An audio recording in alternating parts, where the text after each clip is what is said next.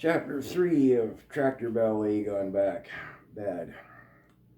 After my jets had cooled, I came back up to find Todd staring at the waterfall.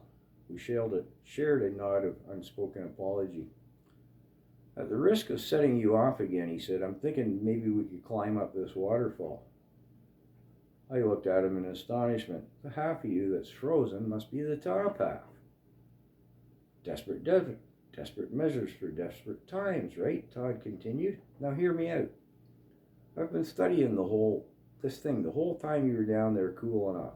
Sorry, by the way, I guess climbing up and down that tractor's no fun. He wasn't giving me a chance to get a word in if I wanted to. See that rock there on the left and the one on the right, and then there you put your left foot there, and then over your right hand, and then right there you... Have you lost your fucking mind, McIntyre, I growled. You think I can actually scale up there like that's some kind of ladder while that raging torrent pounds down on me? Oh now, you said you'd hear me out. Technically, I'd said no such thing, but as I was merely staring at him, gasped at the concept, he continued on. See, here's the thing. You don't have to climb in all that far at all, really. I'll wade in with you sitting on my shoulders. He's lost his mind, I thought. When we get up there, you grab that rock there and that rock there, hoist yourself up, and then standing on my shoulders, he's stark raving mad. I figure you'll be at about face level. Face level to the stream where it comes over the top, I interjected. Yeah, they're about or so, and then... Do you see me, like, wearing a snorkel at this point in your delusion? Stop interrupting me. We'll work out the little details after you hear the whole plan. You can hear me out or not. The annoyance evident in his voice at my interruptions. Sure, carry on, Todd. Little details like my need to breathe now and again, we can come back to that.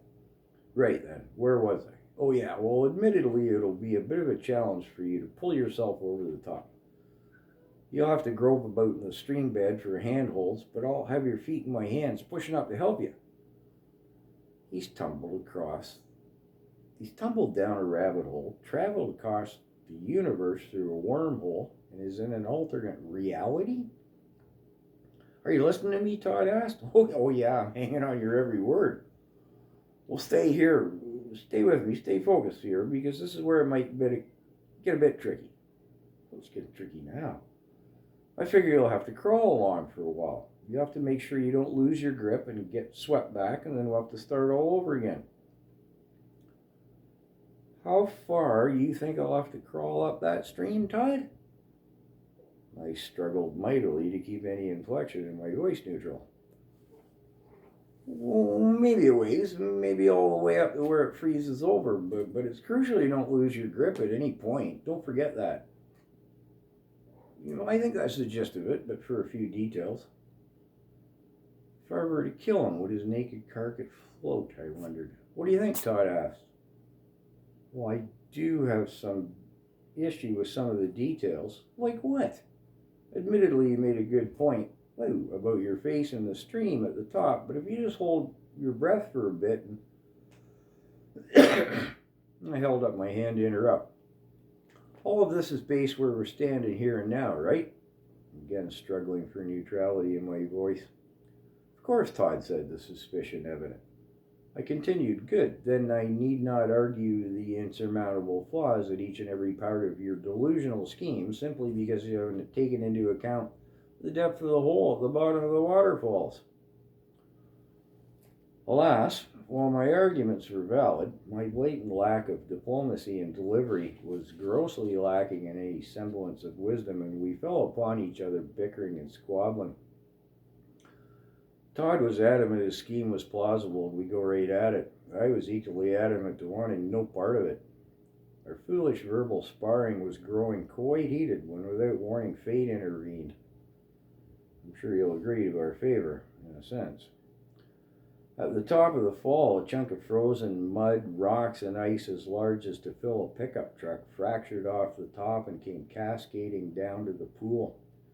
We could discern its mass as such from the undulations of the ice beneath our feet, as from the brief glimpse we'd have had of the gaping maw it left at the top before the rushing waters filled the hole created by its departure.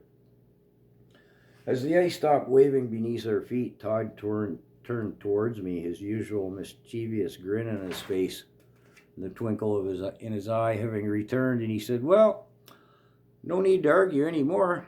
That cuts down your angle of descent at the top. Makes it a lot easier for you." "Oh, right," I responded, laughing. "Much better for you at the bottom as well." Turning our back to the falls to regroup at the tractor, our laughter was short-lived.